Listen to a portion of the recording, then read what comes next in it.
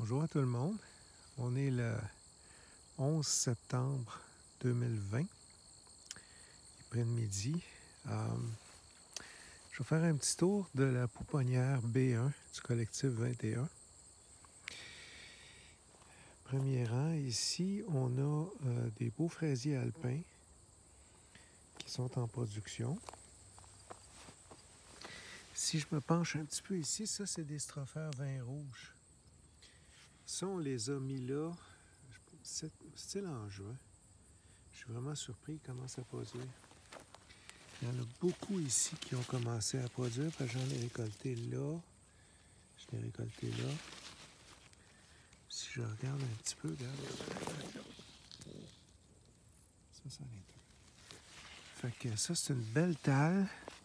Il y a plusieurs talles qui ont commencé à se réveiller.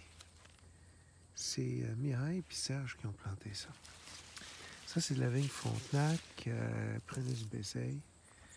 Les framboisiers, ça, c'est les framboisiers à Carine, si je ne me trompe pas. Ils sont super beaux. Un petit peu d'aronia. Ici, ça, c'est des cultivars que j'ai ramenés de la maison. Je pense que c'est des boutures que j'ai faites. Encore un peu de vigne, camérisier. Ça, c'est du cassis. Ouais, cassis. Les oignons égyptiens cette année, ça, c'est les petits qui restent. On a ramassé des pétailles. On a planté une centaine d'oignons égyptiens, puis on doit avoir eu à peu près... ça, c'est... Il en reste peut-être 70. On a commencé à les récolter. Ils nous ont donné 600 bulbilles. Puis là, j'en ai ramassé d'autres au jardin de Montarville. On doit en avoir entre 900 et 1000 là, des bulbilles pour l'an prochain. Fait que ça, c'en est des petits bulbilles qu'on a plantés. On commence à multiplier nos trucs. Ça, c'est nos plants mères, mais on va les bouffer, mais on va peut-être en garder une coupe de gros, mais après ça, on verra. Des pruniers d'Émilie qu'elle m'a donné. Ça, ici, on a... ça, c'est mes petits... faut que j'enlève ça. C'est des peupliers.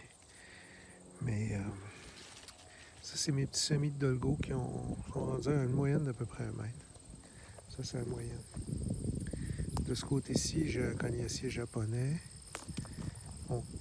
J'ai vu une talle de strophère. Tiens, il y a une talle qui se réveille juste là. Tiens, il y a une autre belle talle de strophère juste là. On en a mis vraiment comme à 50 endroits dans ces deux planches-là.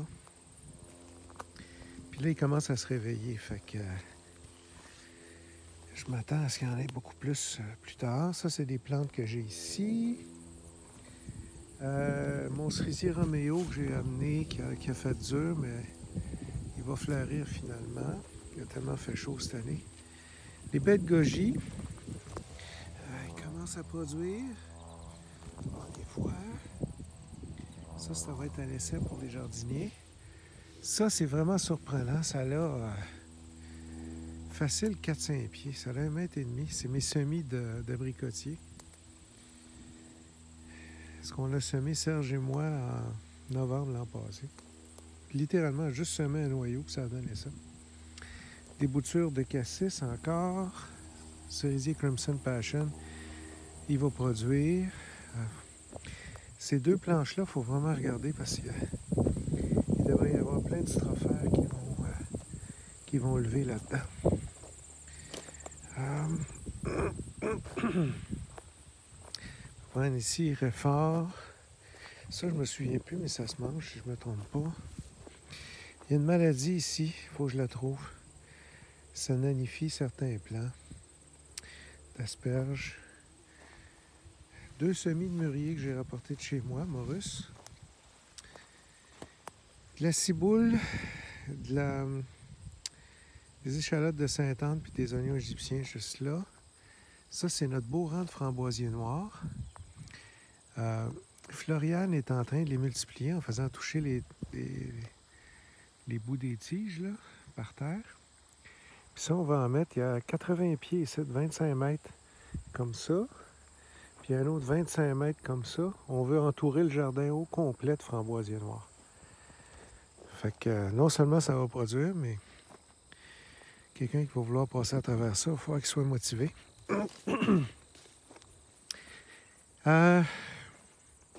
Même chose, ici on est dans le coin des épices. Du basilic vietnamien, l'isopanicée.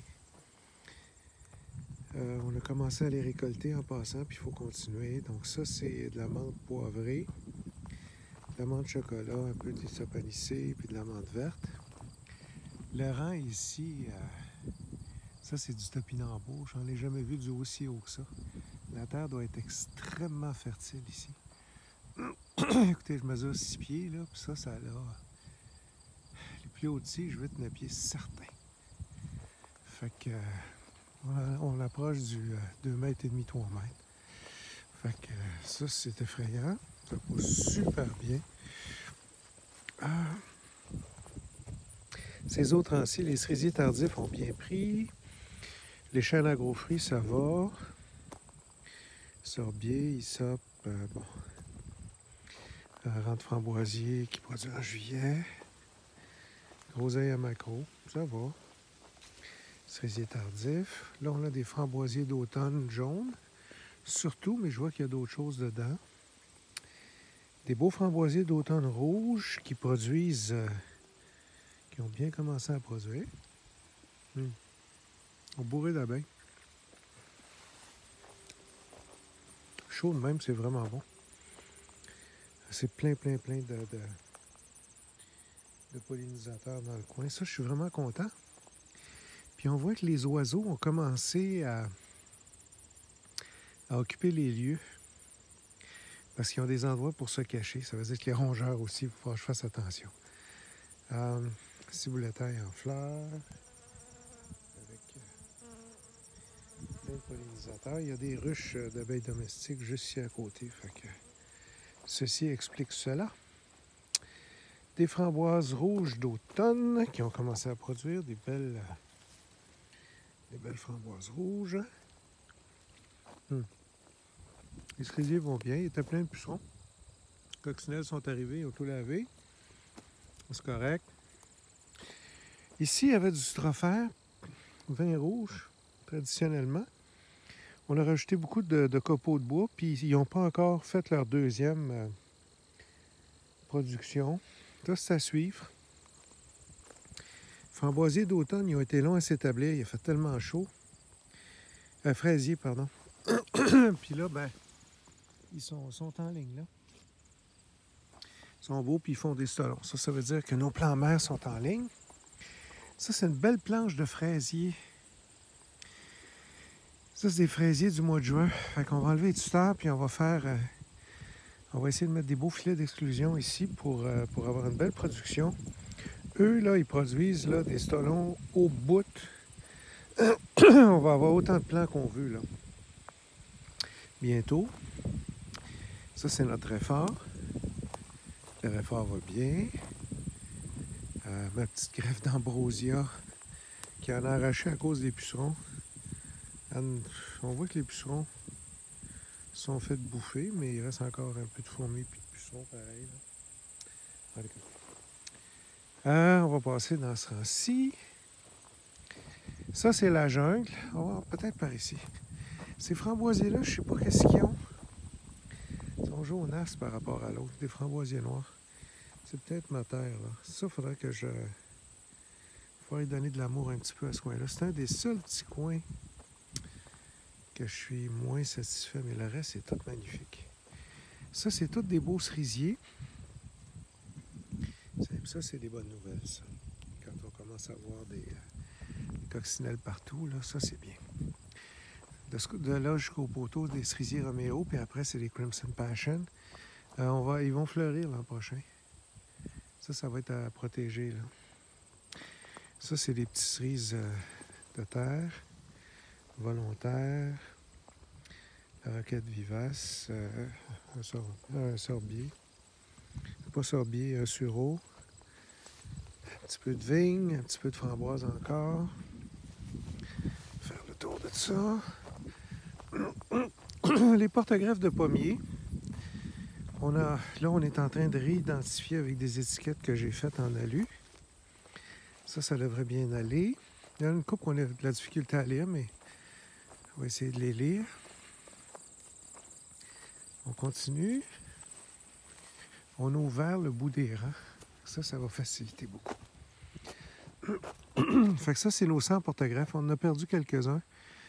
Ils ont littéralement séché. On a perdu le porte-greffe, pas juste la greffe. Le porte-greffe est mort. Fait que ça a été un printemps très sec. Ça, c'est des saules arbustifs qui sont rendus... ils vont finir... Il y en a quelques-uns qui vont finir à 3 mètres cette année. C'est des petites boutures de 20 cm que j'ai plantées. La terre est extrêmement fertile. Ça, c'est des poireaux. Je les laisse monter en graines parce que je veux essayer... Poireaux, c'est vivace. Je vais essayer de faire de quoi avec ça. Rendu ici, c'est des petits noisettiers hybrides américains que j'ai eus. J'en ai perdu une coupe, mais j'en ai sauvé. Ces deux-là sont morts. Il m'en reste 1, 2, 3, 4, 5. J'en avais 7. Mais écoute, c'est des choses qui arrivent. Une coupe de rosier, une coupe de gadelle. Si on se promène dans le rang ici, il y a pas mal moins de stock. Un petit peu de bouture de vigne qui a réussi à pas trop mourir. Encore du réfort. Infini tomates cerises.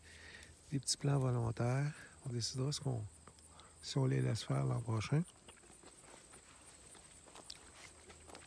Vigne des rivages. Ça, il faut débarquer ça de là. Peut-être là. Dans le micro-coulier qu'il y a là. Micro-coulier. Pardon. Nos boutures de poiriers ont super bien fonctionné. Pas les boutures, pardon, les greffes. Ça ici, c'est des porte-greffes là, qui sont des tomates. On va faire de quoi avec ça?